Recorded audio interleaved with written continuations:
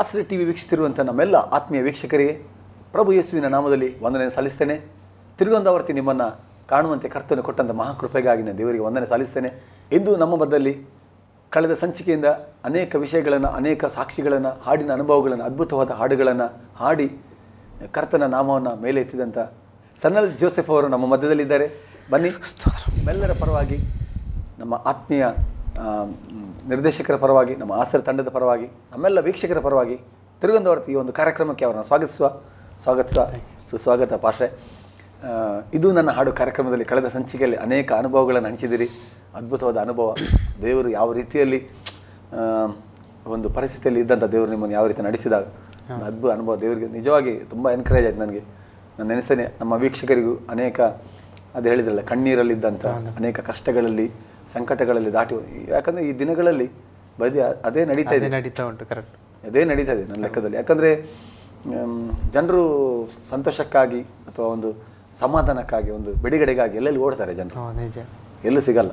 ಅದು ನೀವು ಹೇಳಿದ್ರಲ್ಲ, ಮನುಷ್ಯನ ಹತ್ರ ಹೋದರೆ ಖಂಡಿತ ನಮಗೆ ನಿರಾಶೆ, ಆದರೆ ಕರ್ತನು ಮಾತ್ರ 100ಕ್ಕೆ 100 ಬಿಡುಗಡೆಯನ್ನು ಕೊಡಲು ಶಕ್ತನು.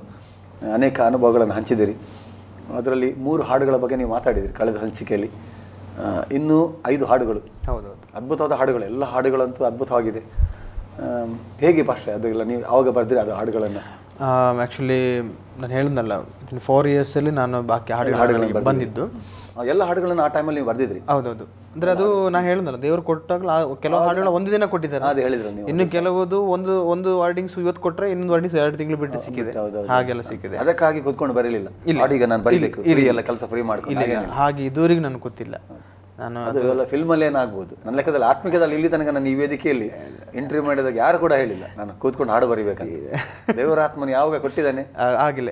ಕೆಲವೆಲ್ಲ ಫಿಲ್ಮಿಗೆಲ್ಲ ಸ್ಪಾಟ್ ನಾವು ಕೂತ್ಕೊಂಡು ಈಗ ಒಂದು ಮ್ಯೂಸಿಕ್ ಮಾಡೋ ಹಾಗೆ ಬರುವಂತ. ಇಲ್ಲ, ಹಾಗೆ ನಾವು ಬರೋದಿಲ್ಲ. ಆಲೋಚನೆ ಮಾಡಿ ಬರೆಯೋದು ಇದರಲ್ಲಿ ಇಲ್ಲ. ಅಲ್ಲ, ಆಗೋದಿಲ್ಲ. ಅದು ಕೆಲಸ ಸಹ ಮಾಡೋದಿಲ್ಲ. ಅಂದ್ರೆ ನಮ್ಮ ಸ್ವಂತ ಬಲ ಅಲ್ಲ ಅದು. ಕರೆಕ್ಟ್. ದೇವರ ಆತ್ಮನ ಖಂಡಿತ ಕೊಟ್ಟಿರೋದು, ಖಂಡಿತವಾಗಿ 100ಕ್ಕೆ 100 ಕಾರ್ಯ ಮಾಡಿದೆ. ನಿಜ. ಇದರಲ್ಲಿ ಇನ್ನೂ ತುಂಬ ಕೆಲವು ಹಾಡುಗಳು ಕೂಡ. ಅದರಲ್ಲಿ ಒಂದು ಸದಾಕಾಲವು ಅಂತ ಹೇಳಿ ಒಂದು ಹಾಡು. ಆ್ಯಕ್ಚುಲಿ ಈ ಸದಾಕಾಲ ಎಂಬ ಹಾಡು ನಾವು ಬೈಬಲ್ ಕಾಲೇಜ್ ಓದುವಾಗ ನಮ್ಮೊಬ್ಬ ಫ್ರೆಂಡು ಈ ಹಾಡನ್ನು ಮಲಯಾಳಂದಲ್ಲಿ ಮಾಡಿದ್ದಾನೆ. ಆ್ಯಕ್ಚುಲಿ ಇದು ಮಲಯಾಳ ಮಾಡಿದಂದರೆ ಕೆಲವೊಂದು ಅದರ ವರ್ಡಿಂಗ್ಸು ಕೂಡ ನಮ್ಮ ಕೈಯಿಂದನೂ ಕೂಡ ನಾವು ಆ ಕಡೆ ಶೇರ್ ಮಾಡಿ ಅದನ್ನು ಮಾಡಿದ್ದಾನೆ. ಅದನ್ನು ಈ ಹಾಡನ್ನು ತುಂಬ ಡಿಫ್ರೆಂಟಾಗಿ ನಾವು ಮಾಡಿದ್ದೀವಿ.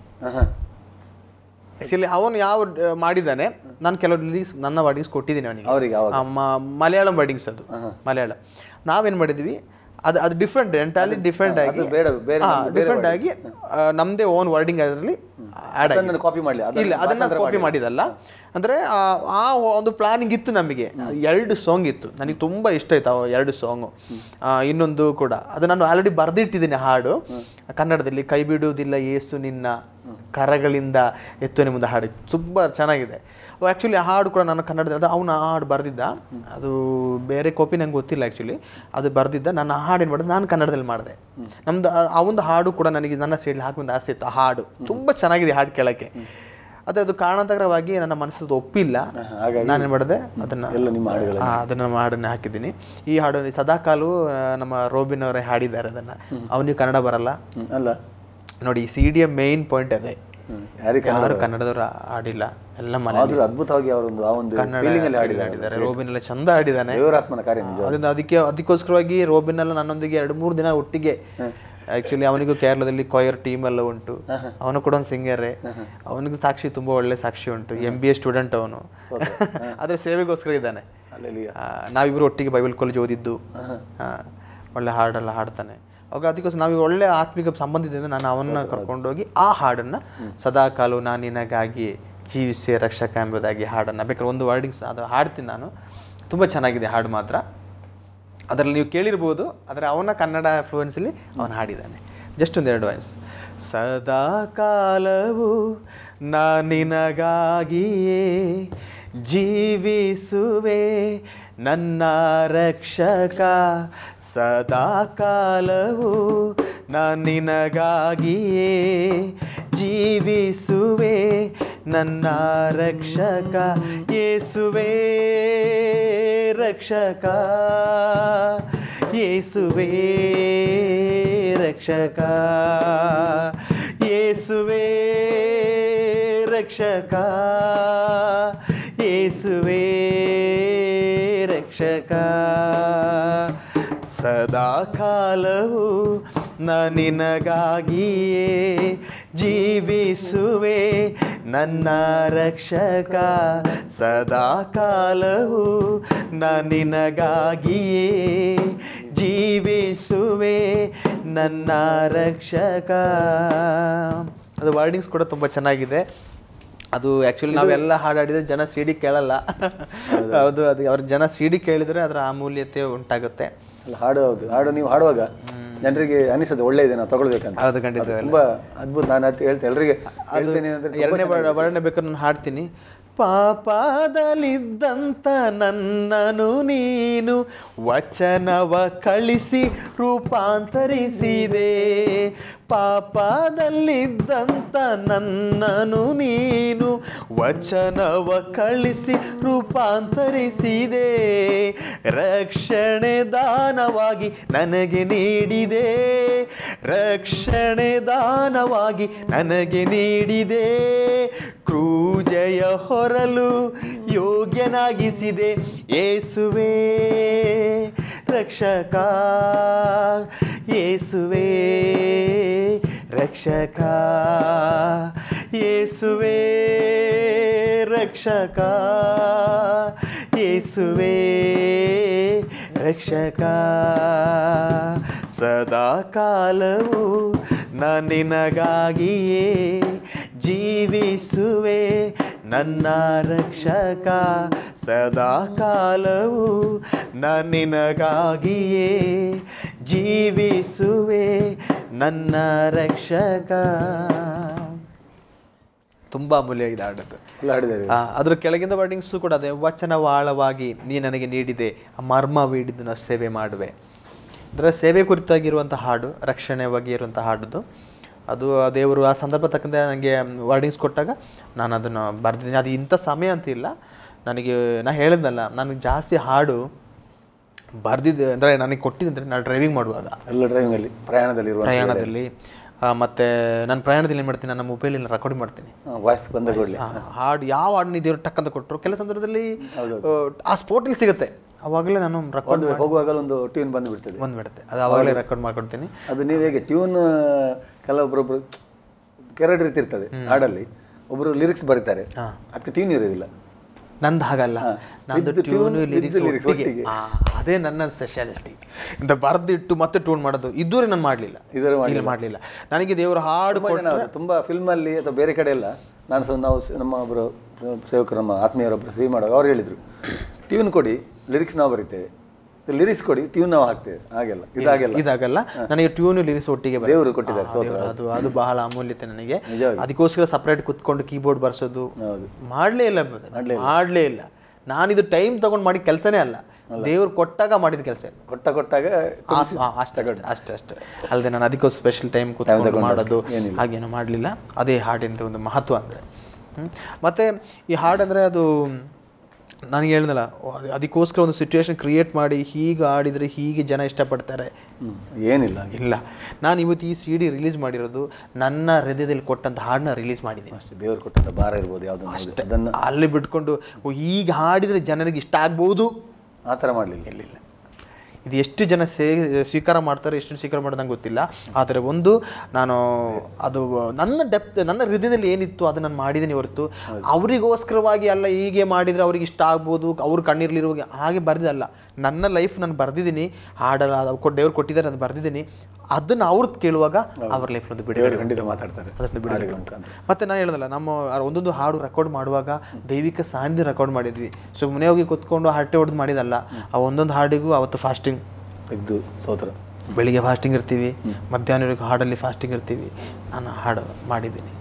ಅದರಲ್ಲಿ ಒಂದು ಬಹಳ ಅಮೂಲ್ಯ ಒಂದು ಹಾಡಂದರೆ ಕಲ್ವಾರಿ ಕ್ರೂಜಿಯಲ್ಲಿ. ಅದು ಆ ಕಲ್ವಾರಿ ಕ್ರೂಜಿಯಲ್ಲಿ ಎಂಬ ಹಾಡು ಉಂಟಲ್ಲ ಬ್ರದರ್, ಅದು ನಾನು ಆ್ಯಕ್ಚುಲಿ ನನ್ನ ಹಾಡಿನ ಮೊದಲನೇ ಹಾಡು ಮಾಡಬೇಕಂತ ನನಗೆ ಪ್ಲಾನ್ ಇತ್ತು. ಫಸ್ಟ್ ಸಾಂಗ್ ಅದನ್ನು ನೋಡಿ, ದೇವರು ನಮಗೆ ಒಂದು ಸಿಚುವೇಶನ್ ಕೊಡುವಾಗ ನಾವು ಆ ರೀತಿ ಹೋಗಬೇಕು. ನಾನು ಯಾವಾಗಲೂ ಒಂದು ಹಾಡು ಇದು ಮಾಡುವಾಗಲೂ ದೇವ್ರ ಹತ್ರ ಪ್ಲ್ಯಾನ್ ಮಾಡಿ ನಾನು ಮಾಡಿರೋದು. ನಾನು ಕೂತ್ಕೊಂಡು ಬರದೆ ಒಂದೊಂದು ಹಾಡು ಯಾವುದು ಮಾಡಬೇಕು ಅವಾಗ ನನಗೆ ಬೇಗ ದೇವರು ಕೊಟ್ಟೊಂದು ಆಲೋಚನೆ, ಆಶ್ರಯವೂ ನೀನೇ ಆಗಬೇಕಂತ. First song. ಅದ್ರ ಮುಂಚೆ ನಾನು ಮುಖ ನೋಡಲು ನನ್ನ CD ಹೆಸರು ಉಂಟಲ್ಲ, ಮುಖ ನೋಡಲು ಹಾಡಿ ಟ್ರೈಗಿರುತ್ತೆ, ಸ್ಟಾರ್ಟಿಂಗಲ್ಲಿ ಹಾಗೂ ನಾವು ಪ್ಲಾನ್ ಮಾಡಿದ್ವಿ. ಆದರೆ ದೇವರು ಒಪ್ಪಿಲ್ಲ. ಆಶ್ರಯವು ಫಸ್ಟ್. ಮತ್ತೆ ನಾವು ಆ ದೇವರು ಹೇಗೆ ಆರ್ಡರ್ ಕೊಟ್ಟರು ಆ ಆರ್ಡರ್ ಪ್ರಕಾರ ನಾವು ಹಾಡುಗಳನ್ನ ಮಾಡಿದ್ದೀವಿ. ನಾನು ಮಿನಿಮಮ್ ಒಂದು 10-12 ಸಾಂಗ್ಸ್ ಪ್ಲ್ಯಾನ್ ಮಾಡಿದ್ದೆ ಆ್ಯಕ್ಚುಲಿ. ಆಮೇಲೆ ಬೇಡ 8 ಸಾಂಗ್ಸ್ ಸಾಕು, ಜಾಸ್ತಿ ಹಾಡಾದರೂ ಅದು ಒಳ್ಳೆಯದಲ್ಲ, ಮಿನಿಮಮ್ ಇರಬೇಕು ಅಂತೇಳಿ ಅದು ದೇವರ ಆಲೋಚನೆ ಪ್ರಕಾರ ಎಲ್ಲ ಎ ಟು ಸೆಡ್. ಅದರಲ್ಲಿ ಉಪವಾಸ ಉಂಟು, ಅದರಲ್ಲಿ ಪ್ರಾರ್ಥನೆ ಉಂಟು. ಇವನ್ ಕಲ್ವಾರಿ ಕ್ರೂಜಲ್ಲಿ ಅದರದ್ದು ನಿಮಗೆ ವಿಷಯ ಹೇಳ್ತೀನಿ. ಈ ಹಾಡಿನಲ್ಲಿ ಲಿರಿಕ್ಸ್ ಕೊಡೆ, ಕಲ್ವಾರಿ ಕ್ರೂಜ್ ನಾನು ಯೇಸುವನ್ನು ಕಂಡೆ ರಕ್ತ ಸುರಿಸಿದ. ಆ ಹಾಡು ನಾನು ಬರೆದು ಒಂದು ನನಗೆ ಅನ್ಸುತ್ತೆ ಒಂದು 4 ವರ್ಷ ಹಿಂದೆ ಆ ಹಾಡು ಬರೆದಿದ್ದು, ಅದು ಆ ಲಿರಿಕ್ಸ್ ಬರೆದಿದ್ದು. ಅದು ಜಸ್ಟ್ ನಾನು ಬರೆದಿಟ್ಟಿದ್ದಷ್ಟೇ. ನನ್ನ ನಾನು ಡೈರಿ ಬರಿತಿದ್ದೆ. ನನ್ನೊಂದು ಸ್ವಭಾವ, ನಾನು ಏನೇ ಮಾಡಿ ನಾನು ಡೈರಿ ಬರಿತಿದ್ದೆ. ಒಂದು ಸ್ವಭಾವ ನನಗಿತ್ತು. ಆ ಡೈರಿಲಿ ನಾನು ಬರೆದಿಟ್ಟ ಒಂದು ವರ್ಡ್ ಅದು. ಅಂದರೆ ನಾನು ನನ್ನ ಮಿಸ್ಸಸ್ಸು ಸೇವೆಗೋಸ್ಕರವಾಗಿ ಬ್ಯಾಂಗ್ಳೂರಿಗೆ ಹೋದಾಗ ಕೈಯಲ್ಲಿ ಏನಿಲ್ಲ, ಒಂದು ಬ್ಯಾಗಲ್ಲಿ ಸ್ವಲ್ಪ ಬಟ್ಟೆ ಮಾತ್ರ, ಒಂದು ಪಾತ್ರೆ, ಒಂದು ಗ್ಲಾಸು, ಸ್ಪೂನ್ ಇಟ್ಕೊಂಡು ಮಾತ್ರ ನಾವು ಬೆಂಗಳೂರು ಸೇವೆಗೆ ಹೋಗಿದ್ದು. ಸೇವೆಗೆ ಅಲ್ಲಿ ನಮಗೆ ಇದಿಲ್ಲ, ಮಲ್ಗೋಕ್ಕೆ ರೂಮ್ ಇಲ್ಲ, ಏನಿಲ್ಲ. ನಾವು ಪಾಸ್ಟರ್ ಮನೆಯಲ್ಲಿ ಕೆಲಸ ಮಾಡಿದ್ದೀವಿ. ನಾನು ಅದು ಕಳಿಸಿ ನನ್ನ ಸುವಾರ್ತೆಯ ವಿಷಯದಲ್ಲಿ ಬಂದಾಗ ನಾನು ಅದು ಹೇಳಿದ್ದೀನಿ. ನಾನು ಹಾಗೆ ಅಲ್ಲಿದ್ದಾಗ ನಮಗೆ ಪ್ರಾರ್ಥನೆ ಮಾಡಿ ನಮಗೊಂದು ರೂಮ್ ಸಿಕ್ತು, ಒಂದು ರೆಂಟ್ ಹೌಸ್ ಸಿಕ್ತು. ರೆಂಟ್ ಹೌಸಿಗೆ ನಾವು ಕಾಲಿಡುವಾಗ ಬ್ರದರ್ ಏನಿಲ್ಲ, ಮಂಚ ಇಲ್ಲ, ಚೇರ್ ಇಲ್ಲ, ಏನಿಲ್ಲ, ಚಾಪೆ ಕೂಡ ಇಲ್ಲ, ನಮಗೆ ₹1 ಕೈಯಲ್ಲಿ ಹಣ ಇಲ್ಲ. ರೂಮಲ್ಲಿ ಇದ್ದೀವಿ, ಏನು ಮಾಡ್ಬೇಕು? ನಾವು ಮಲಗಿದ್ದು ಹೆಂಗೆ ಗೊತ್ತೇ ನಿಮಗೆ? ನಮ್ಮ ಬಟ್ಟೆಗಳನ್ನ ನೆಲಕ್ಕೆ ಹಾಕಿ ನಾವು ಮಲಗಿದ್ದು ಫಸ್ಟ್ ದಿನ, 2 ದಿನ, 3 ದಿನ ಹಾಗೆ ಮಲಗಿದ್ವಿ ನಾವು. ನಮಗೆ ಸೇವೆಗೆ ಹೋಗಿದ್ದೀವಿ, ನಮಗೆ ₹4000 ಕೊಡ್ತಾರೆ. ಅದಕ್ಕೆ ತಿಂಗಳಾಗೋದು ಕೊಡೋದಿಲ್ಲ. ಮತ್ತು ಅಡ್ವಾನ್ಸ್ ಪೇ ಮಾಡೋಕೆ 10,000 ಕೊಟ್ಟರು, 2 ತಿಂಗಳಲ್ಲಿ ಕಟ್ ಮಾಡ್ತಾರೆ. ಹಾಗೆಲ್ಲ ಇತ್ತು. ಅದು ನಮಗೆ ಯಾರಿಗೂ ಗೊತ್ತಿಲ್ಲ, ನಮ್ಮ ಮನೆಯವರಿಗೆ ಕೂಡ ವಿಷಯಗಳು ಗೊತ್ತಿಲ್ಲ. ರೂಮಲ್ಲಿ ನಿಮಗೆ ಗೊತ್ತೇ, ಆ ಉಣ್ಣಕ್ಕೆ ಗ್ಯಾಸ್ ಸ್ಟವ್ ಕೂಡ ಇಲ್ಲ, ಅಂಥ ಪರಿಸ್ಥಿತಿ. ನಮಗೆ ಅವರವರು ಕರೆದು ನಮಗೆ ಮನೆ ಕೊಟ್ಟರು. ಅದ್ರ ಮನೇಲಿ ಏನಿಲ್ಲ, ಫಾಸ್ಟಿಂಗ್ ಇಲ್ಲ, ಬೆಳಿಗ್ಗೆ ರಾತ್ರಿ ಎಲ್ಲ ನಮಗೆ ಫಾಸ್ಟಿಂಗೇ ಮೇನ್ ಇಲ್ಲ. ಫಾಸ್ಟಿಂಗ್ ಪ್ರೇಯರ್ ಅದು ಮಾತ್ರ. ಹಾಗೆ ನಾವೇನು ಮಾಡಿದ್ವಿ, ನಮ್ಮದು ಸ್ವಲ್ಪ ಚಿಲ್ಲರೆ ಎಲ್ಲ ಒಟ್ಟು ಮಾಡಿ ನಮಗೆ ಒಂದು ಚಾಪೆ ತೊಗೊಳಕ್ಕೊಂದು ಹಣ ಸಿಕ್ತು. ಸ್ವಲ್ಪ ಹಣ ನಮ್ಮ ಕೈಲಿದೆ, ಒಟ್ಟು ಮಾಡಿ ಚಾಪೆ ತೊಗೊಂಡ್ವಿ. ಆ ಊಟ ಎಲ್ಲ ನೋಡಿದ್ದು ಫಸ್ಟು ನಮಗೆ ಚಾಪೆ ನೋಡಿದ್ವಿ. ಅದೇ ನಂತರ ಒಂದು ಸಣ್ಣ ಕಾಣಿಕೆ ನಮಗೆ ಸಭೆಯವ್ರು ಕೊಟ್ಟರು. ಆ ಕಾಣಿಕೆ ಮುಖಾಂತರ ಸಿಲಿಂಡರ್ ಮೇಲೆ ಸ್ಟವ್ ಗೊತ್ತಲ್ಲ, 1.5 ಲೀಟ್ರದ್ದು. ಕೆಳಗೆ ಸಿಲಿಂಡರ್ ಮೇಲೆ ಸ್ಟವ್ ಇರ್ತದೆ ಬ್ರದರ್. ಆ 1.5 ಲೀಟ್ರ್ ಸಿಲಿಂಡ್ರ್ ಎಷ್ಟು ದಿನ ಬರ್ಬೋದು ನಿಮ್ಮ ಮನೇಲಾದರೆ? ನನಗೆ ಅದು ಅನುಭವ ಇಲ್ಲ. 1 ವಾರ ಬರ್ಬೋದಾ? 1.5 ತಿಂಗಳು ಯೂಸ್ ಮಾಡಿದ್ವಿ. ಹೋತರ ಇವಾಗ ನನ್ನ ಮೆಸೇಜ್ ಕೇಳ್ಬೋದು, 1.5 ತಿಂಗಳು ನಾವು ಅದನ್ನು ಯೂಸ್ ಮಾಡಿದ್ವಿ. ಗ್ಯಾಸ್ ಖಾಲಿ, ನಾವು ದೇವರೇ ಗ್ಯಾಸ್ ಖಾಲಿಯಾಗಬಾರ್ದು ಪ್ರಾರ್ಥನೆ ಮಾಡಿ ಸಮಯ ಉಂಟು. ಈಗ ಖಾಲಿ ಮಾಡಿದ್ರೆ ನಮಗೆ ಬೇರೆ ತೊಗೊಳಕ್ಕೆ ಹಣ ಬೇಕಲ್ಲ. ಅದು 1.5 kg ಎಷ್ಟು ಇರ್ತದೆ? ಎಷ್ಟಿರ್ತದೆ? 1.5 ತಿಂಗಳು ನಾವು ಅದನ್ನು ಯೂಸ್ ಮಾಡಿದ್ದೀವಿ. ಆ ಸಿಲಿಂಡರ್ನ ನಾನು ಸಾಕ್ಷಿಯಾಗಿ ಇಟ್ಕೊಂಡಿದ್ದೆ. ಈ ಸರಿ ಬಂದಾಗ ಯಾರಿಗೆ ಕೊಟ್ಬಿಟ್ಟೆ, ನಾನು ಇಟ್ಕೊಂಡಿದ್ದೆ, ನಾನು ಇರಲಿ ಅಂತೇಳಿ ಇಷ್ಟು ವರ್ಷ ಇಟ್ಕೊಂಡಿದ್ದೆ. ನಾನು ಕೊಟ್ಟೆ. ದೇವ್ರ ಕಾರ್ಯ. ಅಲ್ಲಿ ನನ್ನ ಮಿಸ್ಸಸ್ ಬೆಳಿಗ್ಗೆ ಅದೊಂದು ಕೊರಿಯನ್ ಸಭೆ, ಬೆಳಿಗ್ಗೆ ಕ್ಲಾಸ್ ತಗೊಳಕ್ಕೆ ಹೋಗ್ತಾಳೆ. ನಾನು ಮನೆಗೆ ಬಂದು ಬೆಳಗಿಂದ ಮಧ್ಯಾಹ್ನ ತನಕ ಅವಳಲ್ಲಿ ಬಿಟ್ಟು ಬಂದು ಮತ್ತೆ ಕೂತ್ಕೊಂಡು ಪ್ರಾರ್ಥನೆ.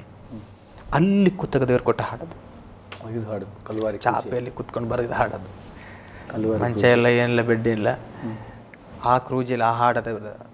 ಇಕ್ಕಟ್ಟಿನ ದಿನದಲ್ಲಿ ನನ್ನ ಕಷ್ಟದಿಂದ ಬಿಡಿಸಿ, ಬಲಹೀನತೆಯಲ್ಲಿ ತನ್ನ ಕೃಪೆಯನ್ನು ಸುರಿಸಿದ. ಇಕ್ಕಟ್ಟು ಬ್ರದರ್. ಸ್ಟಾರ್ಟಿಂಗ್ ಲೈಫ್ ಸುವಾರ್ತೆ ಸೇವೆ ಭಯಂಕರ ಇಕ್ಕಟ್ಟು. ನಾನು ಎಲ್ಲರೂ ಬೈಕ್ ಓಡಿಸುವಾಗ ನನಗೊಂದು ಬೈಕ್ ಬೇಕು ದೇವರ ಅಂತ ಕೇಳ್ತಿದ್ದೆ. ಅವಾಗ ನನಗೊಬ್ಬರು ದಾಸ ಹೇಳೋದು, ನೀವು ಯಾಕೆ ಬೈಕಲ್ಲಿ, ನೀವು ಕಾರ್ ಕೇಳಿ ಅಂತ ಹೇಳ್ತಿದ್ರು. ನಿಮಗೆ ಗೊತ್ತಾ, ನಾನು ಭಯಂಕರ ಹೋಪ್ ಇರೋ ವ್ಯಕ್ತಿ. ನಾನು ನನ್ನ ಬೆಡ್ರೂಮಲ್ಲಿ ನಾನೊಂದು ಕಾರಿನ ಚಿತ್ರ ಇಟ್ಟು ತಿನ್ನ ಅದನ್ನ ನೋಡ್ಕೊಂಡು ನಂಗೆ ದೇವ್ರು ಕಾರ್ ಕೊಟ್ಟಿದ್ದಕ್ಕಾಗಿ ಸ್ತೋತ್ರ, ಕಾರ್ ಕೊಟ್ಟಿದ್ದಕ್ಕಾಗಿ ಸ್ತೋತ್ರ ಹೇಳ್ತಾ ಇದ್ದೆ ಬ್ರದರ್. ಈಗ ನಾನು 4ನೇ ಕಾರು, 4 ಕಾರ್ನ ಬದಲಾಯಿಸಿದ್ದೀನಿ. ನನಗೆ ದೇವರು ಕೊಡ್ತಾ ಇರ್ತಾರೆ 6 ತಿಂಗಳು 1 ವರ್ಷಕ್ಕೆಲ್ಲ ಕಾರ್ ಆಟೋಮೆಟಿಕ್ ಚೇಂಜ್ ಆಗ್ತಿರ್ತದೆ. ದೇವ್ರು ನಡೆಸ್ತಾ ಇದ್ದಾರೆ. ನಿಜ, ನಾನು ಒಂದನ್ನೇ ಪ್ರೀತಿ ಮಾಡೋ ವ್ಯಕ್ತಿ ಅಲ್ಲ. ಕೆಲವರು ಹೇಳ್ತಾರೆ, ಅಯ್ಯೋ ಇದು ಇಷ್ಟು ಚೆನ್ನಾಗಿ, ಇದು ಹಿಂಗಿಡಬೇಕು, ಹಾಗಿಲ್ಲ.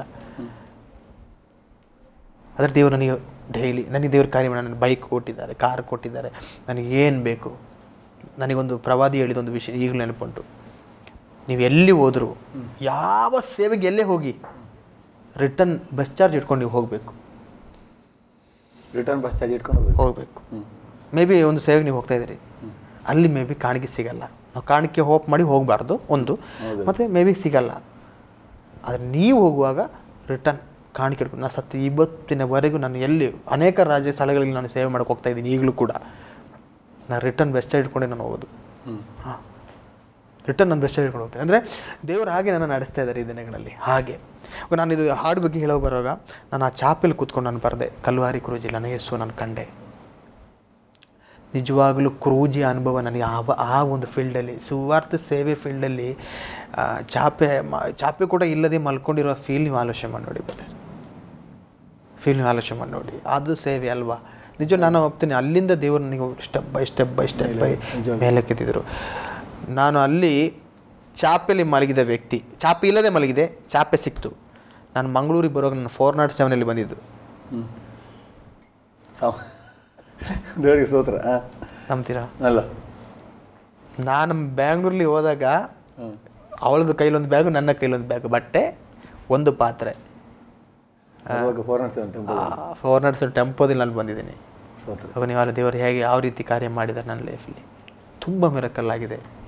ನನಗೆ ತುಂಬ ಹಿಂದೂ ಫ್ರೆಂಡ್ಸ್ ಇದ್ದರು. ನಾನು ಅವ್ರ ಜೊತೆ ಬರ್ತಾಯಿದ್ದೆ. ತುಂಬ ಜನ ಫ್ರೆಂಡ್ಸ್ ಅವರೊಂದಿಗೆ.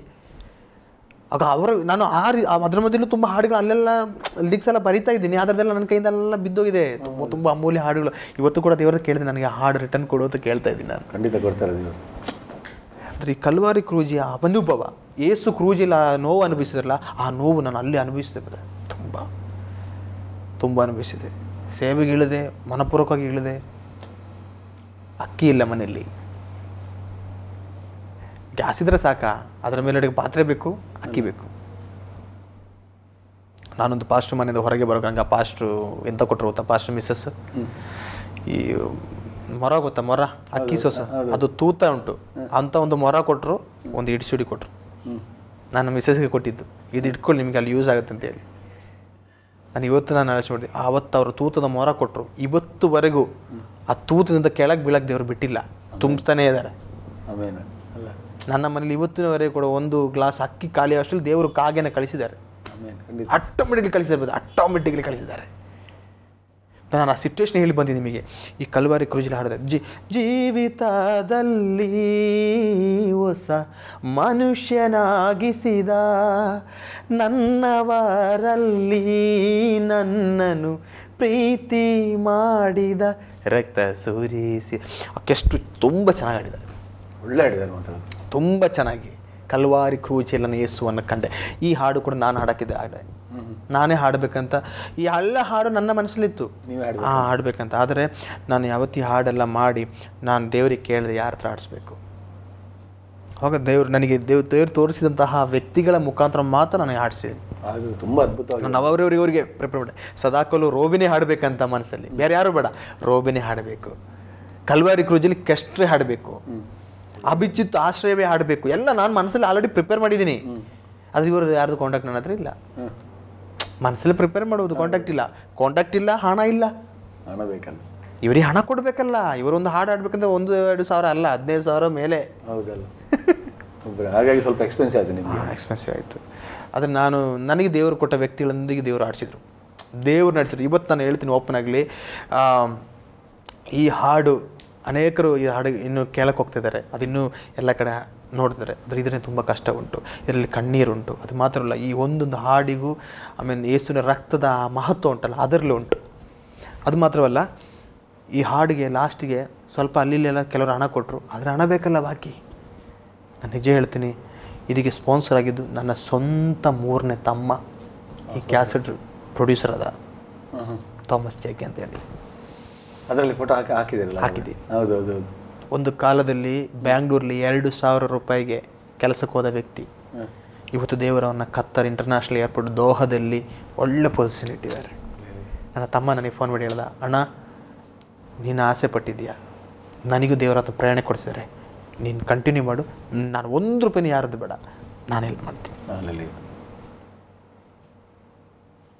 ನನಗೆ ಮೊನ್ನೆ ತಮ್ಮ ಆ ರಿಲೀಸಿಂಗ್ ಟೈಮಲ್ಲಿ ನಾನು ಅವನಿಗೆ ಟೈಮ್ ಕೊಟ್ಟೆ, ಅವನೇನು ಮಾತಾಡಲಿಲ್ಲ. ಅವನು ಬಂದಿದ್ದೆ, ಊರಿಗೆ ಬಂದಿದ್ರ?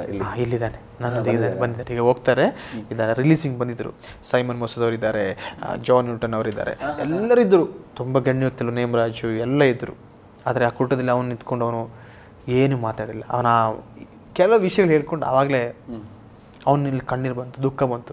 ಕಾರಣ ಅವನಿಗೆ ಗೊತ್ತುಂಟು ಇದರ ಈ ಹಾಡುಗಳ ಡೆಪ್ತ್ ಉಂಟಲ್ಲ, ನನ್ನ ತಮ್ಮನಿಗೆ ಚೆನ್ನಾಗಿ ಗೊತ್ತುಂಟು. ನಮ್ಮ ಕುಟುಂಬ ಜೀವಿತ ಅವನಿಗೆ ಗೊತ್ತುಂಟು ಬ್ರದರ್. ಅಲ್ಲ, ನಾನು ಈ ಒಂದೊಂದು ಹಾಡು ಬರೆದು ಇಷ್ಟು ಮಾಡಬೇಕಾದ್ರೆ ಅವನಿಗೆ ಅದರ ಆಳ ಅವನಿಗೆ ಗೊತ್ತುಂಟು. ನನಗೆ ತಂದೆ ಇಲ್ಲ, ನಾವು 5 ಜನ ಗಂಡು ಮಕ್ಕಳು, ತಾಯಿ, ನಾವು ಒಟ್ಟಾಗಿ ಈಗಲೂ ಇದ್ದೀವಿ, ಈಗ ಸಹ ಒಟ್ಟಾಗಿದ್ದೀವಿ. ನಮಗಿದು ಸ್ವಂತ ಮನೆ ಇಲ್ಲ, ನಾವು ರೆಂಟಲ್ಲೇ ಇದ್ದೀವಿ, ಈಗಲೂ ಕೂಡ ರೆಂಟಲ್ಲಿ ಇದ್ದೀವಿ. ಆದರೆ ಒಂದು ಹೋಪ್ ಉಂಟು ನಮಗೆ. ಆಮೇನ್, ಖಂಡಿತ. ನಾವು ಬ್ರದರ್ ಒಂದು ಕಾಲದಲ್ಲಿ ನಮಗೆ ಒಂದು ಸರಿಯಾದ ಒಂದು ಬಟ್ಟೆ ಹಾಕೋಕ್ಕೆ ಯೋಗ್ಯತೆ ಇಲ್ದವ್ರು ನಾವು. ಆ ಟೈಮಲ್ಲಿ ನಮ್ಮ ಕುಟುಂಬಸ್ಥರೆಲ್ಲ ರಿಚ್. ನಾನು ಕಳೆದ ಸುವಾರ್ತೆ ಸೇವೆಯಲ್ಲಿ ಹೇಳಿದೆ, ನಾನು ಎಲ್ಲರೂ ನಮ್ಮ ಫ್ಯಾಮಿಲಿಯಲ್ಲಿ ಫಾದರ್ಸ್ ಇದ್ದಾರೆ, ಸಿಸ್ಟರ್ಸ್ ಇದ್ದಾರೆ. ಅದಕ್ಕೋಸ್ಕರ ನನ್ನನ್ನು ಕೂಡ ಫಾದರ್ ಕಳಿಸಿದ್ದಾರೆ. ಬಿಷಪ್ ಇದ್ದಾರೆ ನನ್ನ ಫ್ಯಾಮಿಲಿಯಲ್ಲಿ, ಎಲ್ಲ ಇದ್ದಾರೆ. ಅದು ನನ್ನ ಕ್ಯಾಥಲಿಕ್ ಬ್ಯಾಕ್ಗ್ರೌಂಡಿಂದ ನಮ್ಮ ಕುಟುಂಬ ದೇವರು ಕಿತ್ತು ಹೊರಗಿಟ್ರು.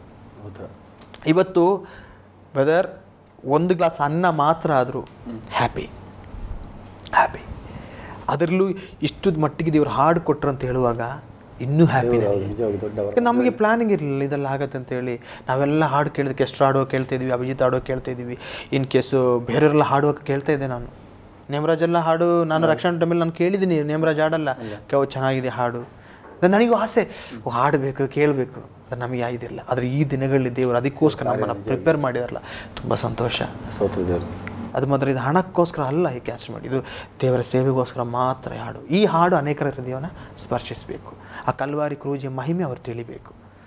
ಆ ಆಶ್ರಯ ಎಷ್ಟರ ಮಟ್ಟಿಗೆ ಆ ಥರ ದೇವರಲ್ಲಿ ಇಡ್ತಾರೆ, ಎಷ್ಟರ ಮಟ್ಟಿಗೆ ಆ ದೇವರಲ್ಲಿ ಆಶ್ರಯಿತರಾಗಿರುವಾಗ ಎಷ್ಟರ ಮಟ್ಟಿಗೆ ದೇವರು ಅವರಿಗೆ ಜಯ ಕೊಡ್ತಾರೆ ಎಂಬುದಾಗಿ ಹಾಡಲ್ಲಿರೋ ಒಂದೊಂದು ವರ್ಡಿಂಗ್ಸ್. ಅಲ್ಲ, ನೀವು ಅದೇ ಸಾಂಗ್ ಎಲ್ಲ ಬರೆದ್ರಿ, ಮ್ಯೂಸಿಕ್ ಇದೇ ರೀತಿ ಮಾಡಬೇಕಲ್ಲ, ಒಬ್ಬೊಬ್ಬರಿಗೆ ಕನಸಿರ್ತದೆ. ನೀವು ಹೇಳಿದ್ರೆ 60,000ದಲ್ಲಿ ಮಾಡ್ಬೋದು, ಅದೇ ಕೀಬೋರ್ಡಲ್ಲಿ ಏನು ಮಾಡ್ಬೋದು, ಲೈವ್ ಹಾಕಬೇಕು ಅಥವಾ ಸ್ಪೆಷಲ್ ಆಗಿ ಈಗಿನ ಜನತೆಗೆ ಯೂತ್, ಅದೇ ಈಗಿನ ಯೂತ್ಸ್ ಎಲ್ಲ ಬಯಸೋ ಹಾಗೆ ಏನು ನೀವು ಪ್ಲ್ಯಾನ್ ಮಾಡಿದ್ರಿ? ಆ್ಯಕ್ಚುಲಿ ನಾನೊಂದು ಆಲೋಚನೆ ಹೇಳ್ತೀನಿ. ಮ್ಯೂಸಿಕ್ ಎಲ್ಲ ನಮ್ಮ ಹಾಡಿಗೆ ಮೇನ್ ಇಂಪಾರ್ಟೆಂಟ್ ಅಂತ ಬೇಕು, ಆದರೆ ಅದೇ ಮೇಯ್ನ್ ಅಲ್ಲ, ಅದು ಮೇಯ್ನ್ ಅಲ್ಲ. ಹಾಡು ಮೇಯ್ನ್ ಆಗಿರಬೇಕು. ನಿಜವಾಗಿ ಅಂದರೆ ಕೆಲವುದು ಒಳ್ಳೆ ರ್ಯಾಪ್ ಮ್ಯೂಸಿಕ್ ಇರುತ್ತೆ, ಹಾಡು ಏನಂತ ಅವರಿಗೆ ಗೊತ್ತಿಲ್ಲ. ನಿಜವಾಗಿ ಅದು ನನ್ನ ಆಸೆ ಅಂತ ಅಂದರೆ, ದೇವರು ಕೊಟ್ಟ ಹಾಡಲ್ವಾ, ಅದು ಜನರಿಗೆ ಕೇಳುವ ಇಂಪಾಗಿರಬೇಕು. ನಿಜವಾಗಿ ಈಗ ನೋಡಿ, ಯಾರು ಪರ್ಫೆಕ್ಷನ್ ಇಲ್ಲ. ನನ್ನ ಹಾಡಲ್ಲೂ ತುಂಬ ಮಿಸ್ಟೇಕ್ಸ್ ಇರ್ಬೋದು, ಪರ್ಫೆಕ್ಷನ್ ಯಾರೂ ಇಲ್ಲ. ನನ್ನ ಹಾಡಲ್ಲೂ ಸಣ್ಣ ಪುಟ್ಟ ಮಿಸ್ಟೇಕ್ಸ್ ಇರ್ಬೋದು, ಇಲ್ಲ ಅಂತ ನಾನು ಹೇಳೋದಿಲ್ಲ. ಆದರೂ ಕೂಡ ನಾವು ಜನರಿಗೆ ಕೊಡುವಾಗ ಅವ್ರದ್ದು ಕೇಳಬೇಕು, ಅವ್ರಿಗೆ ಖುಷಿ ಪಡಬೇಕು, ಅವ್ರು ಸಂತೋಷ ಪಡಬೇಕು. ಅದು ಮಾತ್ರ ಅಲ್ಲ, ಅವರ ದುಃಖದಲ್ಲಿ ಅವರು ನಮ್ಮ ದುಃಖವನ್ನು ಮರಿಬೇಕು. ಅದೇ ಒಂದು ಹಾಡಿನ ರಹಸ್ಯ. ಸಂತೈಸ್ಬೇಕು, ಹಾಡು ಮಾತಾಡಬೇಕು, ಖಂಡಿತವಾಗಿ ಮಾತಾಡಬೇಕು. ಅದಕ್ಕೆ ನಾನು ನೋಡಿ ಆ ಹಾಡುಗಳನ್ನ ಬರೆದು ಮತ್ತು ಮ್ಯೂಸಿಕಲ್ಲಿ ಕೂತು ನಾನು ಅವ್ರಿಗೆ ಹೇಳಿದೆ, ಈ ರೀತಿ ಎಲ್ಲ ಬೇಕು, ಜಾಸ್ತಿ ಇದೆಲ್ಲ ಬೇಡ, ಒಂದು ಮೀಡಿಯಮ್ ರೀತಿಯಲ್ಲಿ ಸಾಕು, ಜಾಸ್ತಿ ಇದು ಬೇಡ. ಆದರೆ ಪ್ರೊಫೆಷನಲ್ ಆಗಿರಬೇಕು ನಮ್ಮ ವರ್ಕ್. ಅದು ನನ್ನ ಆಸೆ, ಪ್ರೊಫೆಷನಲ್ ಆಗಿರಬೇಕು. ಕಾಟಾಚಾರಕ್ಕೆ ಏನೋ ಮಾಡೋದಲ್ಲ, ಪ್ರೊಫೆಷನಲ್ ಆಗಿರಬೇಕು.